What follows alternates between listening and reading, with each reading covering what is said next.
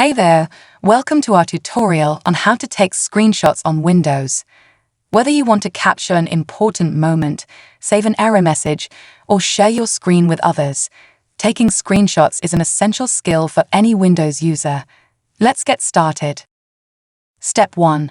Find PrtScn or PrtScn on the keyboard. You can find it on the top right corner on the keyboard.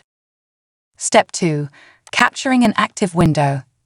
If you only want to capture the active window, press the Alt plus PrtS keys together. Again, there won't be any on-screen notification, but the screenshot is now in your clipboard. Step 3. Using the Windows key plus PrtS shortcut. Here's a time-saving shortcut for Windows 8 and Windows 10 users. Press the Windows key plus PrtS together, and the screenshot will be automatically saved to your Pictures folder under Screenshots. And there you have it. You've learned multiple ways to take screenshots on Windows.